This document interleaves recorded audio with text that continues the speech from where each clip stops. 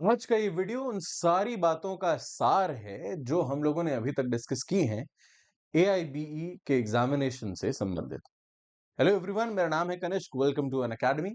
और आज के इस वीडियो में we will be discussing the common fears and how to overcome them so far as the all India bar examination is concern, जो कि अभी होने वाला है कुछ 15-20 दिन के अंदर अंदर। जब आप इस एग्जामिनेशन को एम कर रहे हैं तो स्वाभाविक सी बात है, मैं ये अज्यूम करके चल रहा हूं कि आपने अपनी तैयारी शुरू तो कर ही दी होगी। और अगर शुरू कर दी है तो आपको ये भी समझ में आने लगा होगा कि the examination is not as difficult as it was in your head and it is not as easy as people were telling you. Right, लोग अरे हलवा paper, right, might be, but bare acts को navigate करना is a challenge in itself for specially those students जो कि बहुत ज्यादा bare act से फेमिलियर नहीं है। एंड सिमिलरली कुछ ऐसे आपके दिमाग में विचार चल रहे होंगे जो कि पहली बार एग्जामिनेशन देने जा रहे हैं। उनके दिमाग में तो ये विचार चलते ही हैं कि यार पेपर तो पेपर है, वो इजी कैसे हो सकता है, तो मुश्किल होगा, आता तो नहीं है, इतने सारे सब्जेक्ट्स हैं, तो वो घबराहट होना भी स्वाभाविक है। राइट, लेकिन जब आप देखते हो तो आपको समझ में आता है नहीं, उतना मुश्किल भी नहीं है यार, हो जाएगा। प्रीवियस वीडियोस में, इसी सीरीज में वी हैव डिस्कस्ड कि किस तरीके से आप बेयर एक्ट को रीड करेंगे, कैसे आप प्रोविजंस याद करेंगे, वगैरह वगैरह। ये वीडियो कहीं ना कहीं उन सब चीजों का सार है और एक फाइनल वीडियो है मेरी तरफ से, जिससे आप एआईबीई जब देने की तैयारी कर रहे हैं तब आपके जितने भी ये डर हैं, ब्लैक पे ब्लैक चला रहा हूं मैं, देखो कितनी बड़ी समझदारी की बात है ये, जितने भी आपके डर हैं उनको आप किस तरीके से ओवरकम करेंगे, ये आप अभी यहां पर सीख जाएं। तो लेट्स स्टार्ट विद दैट। सबसे पहला कॉमन फियर है, what if I can not finish examination on time. मेरा पेपर ही खत्म नहीं हो पाया भाई। और ऐसा कई बच्चों के साथ होता है। You might find it hard to believe, क्योंकि सी सवाल 100 हैं, मिल रहे हैं 3 घंटे। प्रैक्टिकली तो देखा जाए तो बहुत इजीली हो सकता है, राइट, लेकिन कई बार यही चीज जो होती है, ये दो कारणों से पंगे फंसा देती है। पहले कारण होते हैं एक्सटर्नल। एक्सटर्नल कारण जैसे मैं गलत सेंटर पे पहुंच गया, सेम नाम के दो सेंटर्स हैं। जैसे कई बार even in this city Bhopal, एक ही ग्रुप है जिसके मल्टीपल कॉलेजेस हैं एंड मिलते जुलते से नाम है, राइट, जिसके कारण कई बार एड्रेस में कंफ्यूजन हो जाता है बच्चों को। कई बार एक ही कॉलेज है, राइट, एक ही सेंटर है एंड उसमें ये 2 3 4 बिल्डिंग्स हैं एंड आप उसमें कंफ्यूज हो गए कि यार इसकी कौन सी बिल्डिंग, क्योंकि सब आजू बाजू हैं, तो वो भी कई बार इशू हो जाता है। राइट, तो दीज आर एक्सटर्नल फैक्टर्स कि आप सही समय पर एग्जाम हॉल में नहीं पहुंच पाए, आप गलत लोकेशन पर पहुंच गए, आपको गलत गाइड कर दिया गया कि साहब आप उस जगह पर बैठ जाइए और वो आपकी सीट नहीं थी। आप हो सकता है अपना एडमिट कार्ड जो लेकर के गए, या आप जिस यूनिफॉर्म में गए, या व्हाटएवर, उसमें कुछ इशू आ गया। राइट, ये भी हो सकता है आप ट्रैफिक में फंस गए, आपकी तबीयत खराब हो गई, वगैरह वगैरह वगैरह। A number of circumstances external are those which are beyond your control, आपके हाथ की बात नहीं है। ऐसा होता है तो इस चीज के लिए don't beat yourself about it, ठीक है, अपना सर मत मारो, ठीक है ना, हो गया। जो चीजें एक्सटर्नल है इस चीज को समझो, दिमाग में हमेशा एक अलग तरीके की पॉजिटिविटी रखना। ये मैं एआईबी के लिए आपको सलाह नहीं दे रहा, ये मैं एक भाई के तौर पर, एक टीचर के तौर पे, मेंटर के तौर पे आपको सलाह दे रहा हूं कि लाइफ में कोई भी चीज अगर हो रही है, have a positive thought about it. Think कि कैसे हो सकता है, कोई प्रॉब्लम है तो ठीक है, कोई बड़ी प्रॉब्लम थी वो छोटे में हो गई, राइट, कोई ऐसी समस्या आई जो कि एक्सटर्नल रीजन से हो रही थी और आप उसका कुछ नहीं कर सकते, तो ठीक है, अब हो गई, you can not do anything about it, think what's next. Right, तो एक इस तरीके का progressive, moving on, positive attitude आपका होना चाहिए, जीवन में बहुत काम आएगा। Specifically in the field of law that you are in, आप प्रैक्टिस करो, चाहे जज बनो, चाहे कॉर्पोरेट में काम करो, ये वाला जो थॉट प्रोसेस है आपको हर जगह काम देगा। ठीक है, तो पहले रीजन तो हमने डिस्कस किए एक्सटर्नल। दूसरे रीजंस जो होते हैं वो होते हैं इंटरनल, यानी कि जो आपसे संबंधित। अब आपसे संबंधित कैसे हैं? आपसे संबंधित ऐसे हैं कि भाई बैराट में आंसर ढूंढने में समय लग गया, सवाल देख करके पैनिक कर गए और उसकी वजह से इश्यू हो गया, राइट? तैयारी प्रॉपर नहीं थी। इन कारणों से कई बार ऐसा हो जाता है कि आप गलत तरीके से उसको अप्रोच करते हैं एग्जामिनेशन को और समयावधि के अंदर अंदर उसको सॉल्व नहीं कर पाते हैं, so that becomes a little bit problematic. Now how to overcome them. देखो, अपने दिमाग में सबसे पहले जो चीजें आपके कंट्रोल में हैं उन चीजों से संबंधित अपने आप को पुख्ता करो, ठीक? आगे के फियर्स में हम लोग इस चीज को देखेंगे कि कैसे करना है, कैसे बैराक समझना है, किन चीजों की तैयारी करना है, कैसे करना है, इसको पुख्ता रखो। And secondly, external external fears को आप कैसे कर्ब कर सकते हो? एक्सटर्नल फियर्स को भी कर्ब किया जा सकता है, एक्सटर्नल रीजंस को भी कर्ब किया जा सकता है। कैसे कर सकते हो? भाई, आपको मालूम है कि मेरे घर से सेंटर पहुंचने में मुझको 2 घंटे का समय लगेगा, उदाहरण के तौर पे। तो अपने घर से कम 3 घंटे पहले निकलो, 1 घंटे का बफर टाइम लेते हुए। पहले पहुंच जाओगे तो कोई नुकसान तो है नहीं, राइट? हो सकता है आपको 2 की जगह 1.5 घंटा लगे, आप 1.5 घंटा पहले पहुंच गए, तो कोई दिक्कत नहीं है यार। आप घर पे बैठ के कौन सा कुछ बहुत प्रधानमंत्रियों वाले काम कर रहे हो? तैयारी कर रहे हो ना एग्जाम की, वहां बैठ के कर लेना, वहां बैठ के चिल मार लेना थोड़ी देर। It's okay.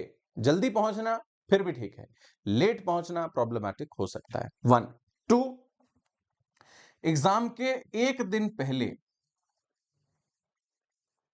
और रादर 2 दिन पहले एक बार जाकर के अपना सेंटर देख कर आ जाओ।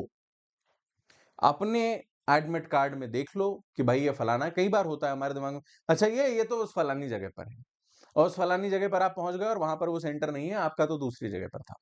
1 या 2 दिन पहले कुछ नहीं, चिल मारते हुए बाइक से, कार से, ऑटो से, कैब से, जो भी, दोस्त के साथ बैठ करके चले जाओ, एक राउंड मार के आ गए वहां पर कि अच्छा हाँ ये सेंटर है, ठीक है ठीक है ठीक है, चेक कर ले एडमिट कार्ड में, हाँ यही है यही है।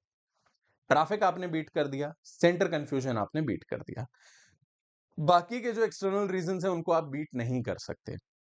You have to be admitting कि हाँ यार, कुछ चीजें हैं जो मेरे कंट्रोल से बाहर है, उनका मैं कुछ नहीं कर सकता। मुझे वहीं के स्टाफ ने गलत रोल नंबर बता दिया तो मैं गलत जगह जाके बैठ गया, राइट? मतलब गलत बिल्डिंग बता दी तो मैं वहां जाकर के बैठ गया। हर जगह आपको खुद सतर्क रहना है, खुद सचेत रहना है, देखते हुए चलना है जितना हो सके। जो ना हो पाया, जो आपके हाथ के बाहर ही है, आपको गलत सेट दे दिया एग्जामिनर ने, अब क्या? कुछ नहीं, बैठो। गलत सेट उसने दिया है, आपकी गलती तो है नहीं। जा करके या तो लड़ाई कर लो, ज्यादा से ज्यादा यही कर सकते हो, right? But these external reasons are beyond your control, ठीक है? तो इनको जितना मैनेज कर सकते हो उतना मैनेज करो, जो मैनेज नहीं हो रहा कोई बात नहीं। इंटरनल रीजंस के लिए अपनी प्रिपरेशन को बेहद स्ट्रांग रखो। अगर इसको आप मैनेज करके चलते हो तो you will finish the examination on time. कोई भी चीज ऐसी नहीं है जो आपको समय से एग्जाम क्लियर खत्म करने से रोक सके। पर्याप्त समय है, ऐसा नहीं है कि इसमें टाइम आपको कम दिया जा रहा है, यू हैव एम्पल टाइम। बैराक के बीच में नेविगेट करने में इशू है, बैराक को ऑर्गेनाइज करना सीखो, राइट? उसको, उससे फेमिलियराइज हो, वो सारी चीजें आगे हम डिस्कस करेंगे। But so long as you are good with these reasons, you will finish the examination on time. Now, common fear number 2, what if I won't find the right section quickly? मुझे सही section मिला ही नहीं, क्या करूं मैं, right? देखो, जब आप ये एग्जामिनेशन देने के लिए बैठेंगे तो आपके सामने देर आर 100 क्वेश्चंस, ठीक है? अरे सॉरी, देर आर 100 क्वेश्चंस। अब इन 100 क्वेश्चंस में आपको 3 तरीके के सवाल देखने को मिलेंगे। पहले, जो आपको एब्सोल्युटली आते हैं, यू नो द आंसर, ठीक है? दूसरा, जिसमें यू आर कंफ्यूज्ड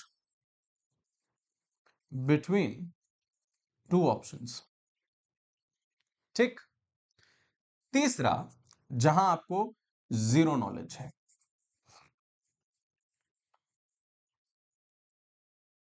ठीक? यही तीन हो यही तीन हो सकते हैं। या तो मुझे आता है अच्छे से, या फिर मैं 2 ऑप्शंस के बीच में कंफ्यूज हूं। या फिर मुझे उसका नॉलेज ही नहीं है, जीरो नॉलेज है। तो अब ऐसे में समझो, मेरी सलाह ये है कि सबसे पहला काम आपको ये करना है, जैसे ही आपके पास क्वेश्चन पेपर आया, गिव 10 टू 15 मिनट्स। देखो 3 घंटे में 10 से 15 मिनट कोई बहुत बड़ी चीज नहीं होती, right. 10 to 15 minutes, go through the paper entirely, पूरा पेपर देखो, और उस पूरे पेपर को देखते समय जिनके बारे में यू आर एब्सोल्युटली सर्टेन, जिनके बारे में यू आर एब्सोल्युटली सर्टेन, उनको मार्क करते चलो। आपका सरदर्द खत्म होगा। और मैं ये अज्यूम कर रहा हूं कि आपको 20 टू 30% तो ऐसे सवाल होंगे जो कि बिना बैराक देखे भी आ जाएंगे, कंसिडरिंग कि आपने इतने समय से प्रैक्टिस करी है, प्रेपरेशन करी है, आपने जब ये सारी चीजें कर रखी हैं, तो 20 से 30% तो आप बिना देखे भी कर लोगे, ये मैं अज्यूम करके चल रहा हूं। दूसरा दूसरा अटेम्प्ट होना चाहिए कंफ्यूज बिटवीन टू ऑप्शंस। इन सवालों के साथ सबसे अच्छी बात पता है क्या होती है?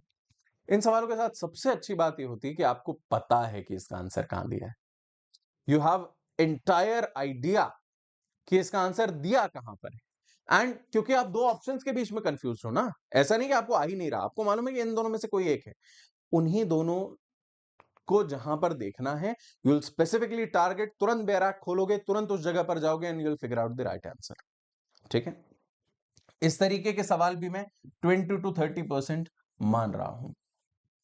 यानी कि केवल इन दोनों में ही करने में आपने 40 टू 60% आंसर्स कर लिए हैं। अब जो बचता है, जिसका आपको बिल्कुल ज्ञान नहीं है, जिसका आपको नहीं पता कि क्या ऑप्शंस होने चाहिए, आपको सारे देखने पड़ेंगे, इट्स ओके। हार्डली आपको 1 घंटे का समय यहां पर लगेगा। This will take hardly 1 hour time to figure out. अब वो भी आप कैसे करोगे उसको भी समझो। वो भी करने के लिए मैं यहां पर लिख देता हूं। वो भी करने के लिए सबसे पहली और सबसे जरूरी चीज, अपने आप को बैराक्ट का इंडेक्स जो है उससे प्लस चैप्टर डिवीजन से फेमिलियराइज कर लो। ये ध्यान रख लो कि कौन से चैप्टर में क्या दिया है, कौन सा चैप्टर कहां से कहां तक का है, बैराक का इंडेक्स कैसा है।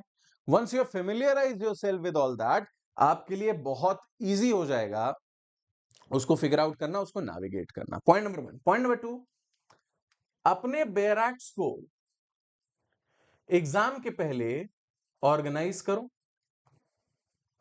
ठीक है, ऑर्गेनाइज करो कि बैठ करके आपको छांटना ना पड़े कि अरे ये वाला कहां था, वो वाला कहां था। बैराक्ट ऑर्गेनाइज होना चाहिए कि हाँ, ये मैंने 3 इधर रखे हैं, ये 3 इधर रखे हैं, ये 3 इधर रखे हैं। जैसे ही सवाल आया, इस रो में से ये किताब उठा करके देख ली और वापस वहीं रख दी।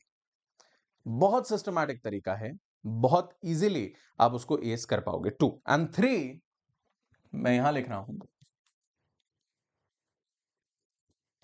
Practice with your बैराक्स। अपने बैराक्स के साथ अभी से प्रैक्टिस करना शुरू कर दीजिए।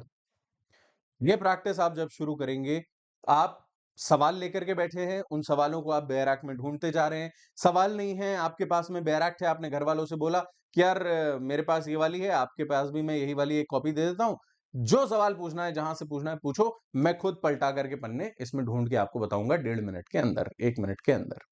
ये अपने ऊपर एक एजेंडा आप रखिए कि ये मैं करूंगा। ठीक है, and if you doing it आपके लिए ये चीज फिर बहुत ज्यादा आसान हो जाएगी कि आप नेविगेट करना सीख जाओगे। बस यही है। What if I won't find the right answers quickly? You will find the right sections very quickly अगर आप इस चीज को एस करके चलते हो तो। बहुत समय नहीं लगेगा, इजीली करने वाली चीज है। ठीक है, कॉमन फियर नंबर 3, सब लोग बोलते हैं कि इजी है फिर भी फेल हो गया तो। लो भाई, sorry to burst your bubble, but yes, examination तो इजी है। मैं ये बिल्कुल नहीं कहूंगा कि एग्जामिनेशन मुश्किल है। आपके पास इसके इजी होने का मैं सिंपल सा कारण बताता हूं।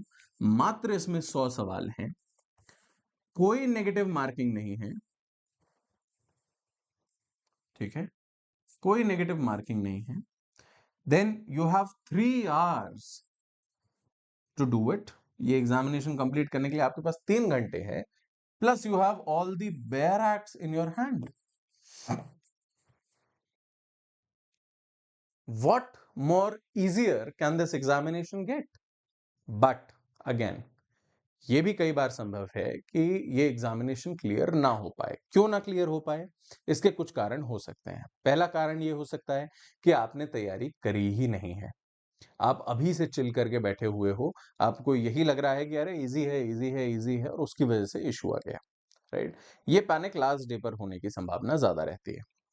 दूसरा फेल होने का रीजन ये हो सकता है कि आपके पास बेयर एक्ट्स ही नहीं है। आपने सोचा कि यार 30-40 सवाल तो मैं आराम से कर लूंगा, बिना बेयर एक्ट्स के आप चले गए ओवर कॉन्फिडेंस में, और वहां पर आपने गड़बड़ कर दी, right? This could be the second reason. The third reason could be कि आप एग्जामिनेशन हॉल में पैनिक कर गए और उसकी वजह से आपने गलत कर दिया।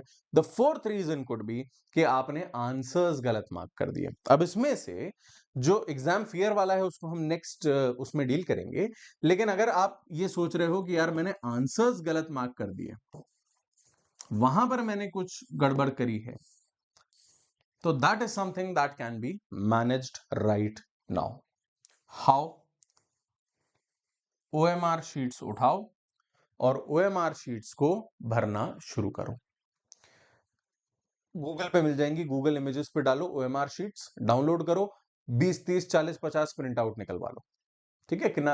आपके आस पड़ोस में दुकान होगी कोई सी फोटोकॉपी प्रिंट आउट की, वहां जाकर के इसका प्रिंट आउट निकाल लो। हो गया सॉर्टेड। बस जितने भी अब आंसर्स करोगे उसको इन गोलों में भर भर के करना। प्रैक्टिस हो जाएगी कि भाई मैं सही तरीके से उसको रिलेट करके भर पा रहा हूं, वरना समस्या होती है। And this is a very genuine problem. कई बार बच्चे एक आंसर गलत मार्क करते हैं और फिर लगातार 10-12 आंसर्स गलत मार्क कर देते हैं, despite knowing the right answer. वो ऊपर नीचे हो जाते हैं ओएमआर में आंसर्स, सॉरी। उसकी प्रैक्टिस आप शुरू कर दो तो ये समस्या नहीं आएगी। अगर आपने तैयारी करनी शुरू भी की है, अगर आपने 10 दिन भी लग करके दिए हैं इस एग्जामिनेशन के लिए, तो यकीन मानो ये एग्जामिनेशन आप फेल नहीं होने वाले हैं। और अपने दिमाग में विचार लाओ ही मत ना कि व्हाट इफ मैं फेल हो गया, व्हाट इफ मैं अगर हो भी गए तो भी 1-2 अटेम्प्ट और मिलने वाले हैं। मत बताओ किसी को कि दिया था मैंने पेपर, दे दो दोबारा से जाकर के, कर लो साल भर तैयारी और अच्छे से। और क्या? Just do it well, do it properly, right? सो ये चिंता छोड़ दो कि what if I still fail. ठीक। And lastly but very important, very common fear, exam day panic और एंजाइटी। एग्जाम डे पैनिक या एंजाइटी कई बच्चों को एग्जाम के नाम से ही होती है, राइट? और कई बच्चे ऐसे हैं जिनकी तैयारी के कारण होती है। तो इसको ओवरकम करने के सबसे सॉर्टेड तरीके हैं। पहला, अपनी प्रैक्टिस बहुत सॉलिड रखो। दूसरा, अपनी प्रिपरेशन बहुत सॉलिड रखो। ठीक है। तीसरा, एग्जामिनेशन वाले दिन, एग्जामिनेशन के एक दिन पहले थोड़ा सा अपना माइंड रिलैक्स करने की कोशिश करो। कैसे करोगे? भाई मेरा पर्सनल तरीका है, मैं कोई मूवी देखता हूं, राइट? कोई ऐसी ऐसी थ्रिलर टाइप की मूवी नहीं कि जो मेरे दिमाग में लिंगर ऑन करती रहे, कोई फील गुड लाइट सी मूवी, जैसे maybe some animated movie, और कराटे किड टाइप की कोई सी मूवी है, कुछ something that is a little bit light hearted, a little bit motivating, inspiring, कुछ इस टाइप की कोई सी मूवी मैं देखता हूँ। Some people go for a walk, listen to music. Some people meet their friends. Some people, meditate. Do what suits you best. And if you haven't figured it out yet, try everything. थोड़ी देर walk पे चले गए, आके meditate कर लिया, थोड़ी सी exercise कर ली, हो गया। ठीक है। ये ओवरऑल आपकी बॉडी को, आपके माइंड को सही रखेगा। एग्जामिनेशन वाले दिन से पहले, एटलीस्ट एक दिन पहले, आपकी पूरी टूल किट तैयार होनी चाहिए।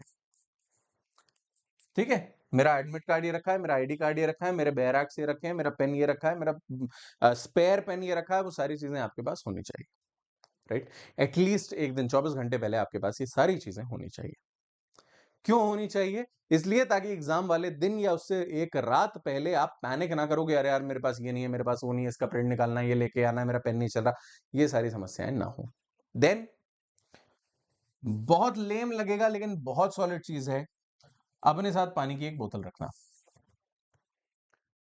पानी में प्रॉपर्टीज होती हैं, आपको रिलैक्स करता है। आप जब बैठे हो एग्जामिनेशन देने के लिए, आप घबरा रहे हो, कुछ नहीं, बॉटल खोली, एक सिप पानी पिया, बॉटल रख दी, थोड़ा सा आपको अपने आप आराम मिलेगा। ठीक। एंड सबसे बड़ी बात तो ये है कि अगर आप अभी स्ट्रेस लेते हो, अभी पैनिक कर लेते हो, अभी आप ये तैयारी में खुद को लगा लेते हो और इतनी मेहनत कर लेते हो, तो उस समय नहीं होगा पैनिक।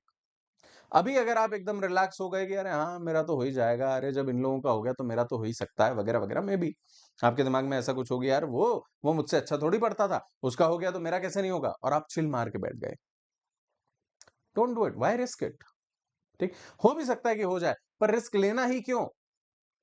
आराम से जाओ, अभी अभी कर लो जितनी तैयारी करनी है, उस टाइम पे नहीं होगी एंग्जाइटी वगैरह। और उससे भी निपटने के मैंने ये तरीके आपको बता ही दिए हैं। तो ये वीडियो देखो दोस्त, सार था उन सारी बातों का जो मैंने पिछले कुछ वीडियोस में कही हैं। उतनी डिटेल में मैंने, स्वाभाविक सी बात है, नहीं बताया है। अगर आपको देखना है और डिटेल में, तो आप वो पुराने वाले वीडियोस भी रेफर कर सकते हो जो हमने इसी चैनल पर डाले हुए हैं। ऑल इंडिया बार के अपकमिंग एग्जामिनेशन के लिए आप लोगों को ऑल द बेस्ट। आप जितने भी लोग ये वीडियोस देख रहे हैं, यहाँ हम लोगों के साथ जुड़े हुए हैं, आई विश यू लक। आप बहुत अच्छे से एग्जामिनेशन दें। आप सभी लोग अव्वल दर्जे के वकील बने, बहुत अच्छे वकील बने, और हमें आकर के यहाँ कमेंट्स में जरूर बताएं कि पेपर गया कैसा। That's all from my side. Now let me tell you what's up with Unacademy, right? At just this price point, that is for 60% off on all Judiciary Plus and Iconic subscriptions, you can get the access to all state judiciary examination की तैयारी। ठीक है, सारे state के judiciary examination जो है उनकी तैयारी के लिए समर्थ बैच लॉन्च हुआ है। 60% ऑफ पर आप इसको अवेल कर सकते हैं। These are the discounted prices. आप अभी KDS यानी कनिष्क देवेश शर्मा का जो अब्रिविएशन है KDS, इसको यूज कर सकते हैं to get this offer, and these are the faculties that will be teaching you in this batch. Secondly, अभी तक भी अगर AIB की तैयारी शुरू नहीं करी है, या लग रहा है कि यार मुझे और अच्छे से करने की जरूरत है, या फिर मुझे कुछ सब्जेक्ट्स हैं जिनको देखने की ज्यादा जरूरत है, तो at just 999 you can join the barrister batch with Apoorva ma'am. It is a wonderful batch जिसमें आपको AIB की एटलीस्ट पूरी की पूरी तैयारी अच्छे से करवा दी जाएगी। And lastly, Una is Unacademy's very own artificial intelligence mentor, जो कि आपकी पूरी बात सुनेगा, बिना आपको जज किए आपके लेक्चर्स को समराइज कर देगा, क्विजेस दे देगा, पजल्स दे देगा, वॉइस नोट्स दे देगा, और ये आपको गाइड कर देगा for what ever things you might be facing in the examination. Una को अभी तक लाखों बच्चे डाउनलोड कर चुके हैं across various platforms. I highly recommend कि एक बार इसको ट्राई आपको जरूर करना चाहिए। दिस इज एक बहुत अनोखी पहल। This is the future of how education is going to be, right? And do check it out. That's all from my side, guys. I hope this was helpful. Thank you so much. Have a great day.